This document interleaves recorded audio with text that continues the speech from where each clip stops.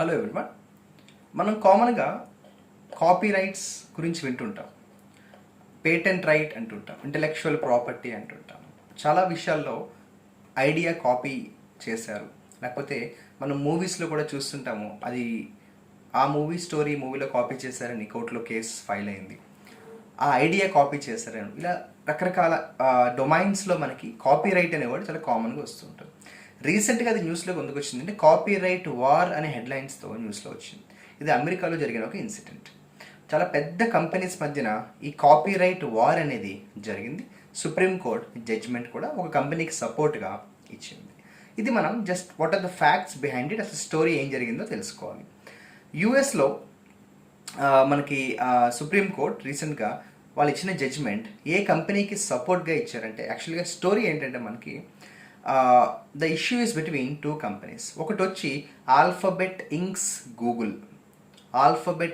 Google versus Oracle. మనందరికీ తెలుసు Oracle కంపెనీకి అలాగే ఆల్ఫాబెట్ ఇంక్స్ గూగుల్కి జరిగిన ఇష్యూ.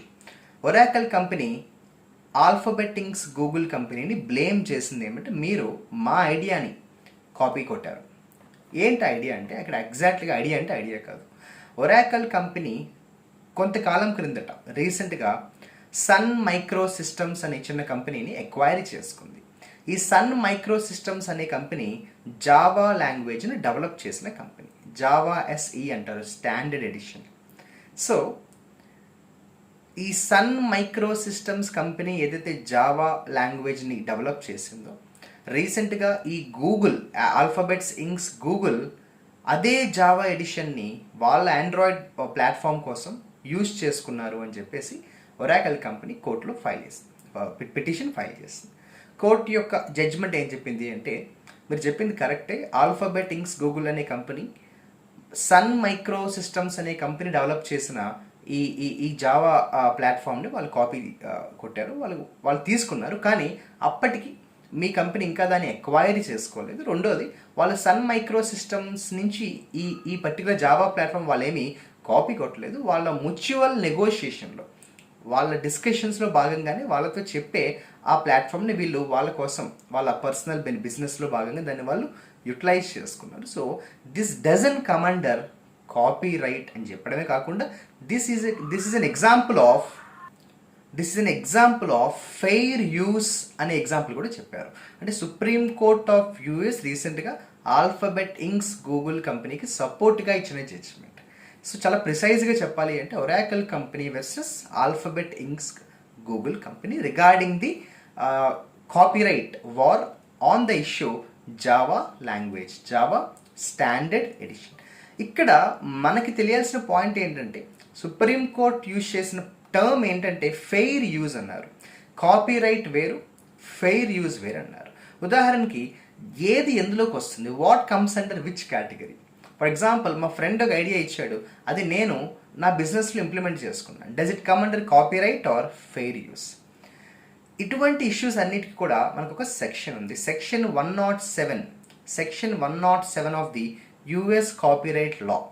సో యుఎస్ కాపీరైట్ లాకి సంబంధించిన సెక్షన్ 107లో క్లియర్గా వాళ్ళు ఫెయిర్ యూజ్లోకి ఏమొస్తాయి, అలాగే కాపీరైట్లోకి ఏమొస్తాయి అని చెప్పేసి వాళ్ళు చాలా క్లియర్గా మెన్షన్ చేసుకున్నారు. ఫర్ ఎగ్జాంపుల్, ఫెయిర్ యూజ్లోకి ఏమొస్తాయి అంటే criticism, comment, news, teaching, scholarship, research, ఇటువంటివన్నీ కూడా ఫెయిర్ యూజ్లోకి వస్తాయి. అట్ ద సేమ్ టైం అసలు వాళ్ళు చూసే క్రైటీరియా ఏంటంటే, ఒక కాపీరైట్ అయిందా లేదా అన్న దానికి వాళ్ళు కన్సిడర్ చేసే క్రైటీరియా ఏంటంటే, what is the purpose of the use.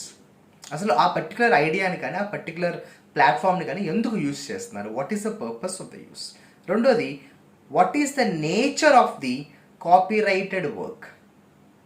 Third one, what is the substantiality of the portion used in relation of the whole work. మొత్తం మనకు ఆ వర్క్కి సంబంధించి సబ్స్టాన్షియాలిటీ ఆఫ్ ద పోర్షన్ ఎంత దాకా ఉంది. ఇక fourth one, what is the effect of the usage upon the potential market.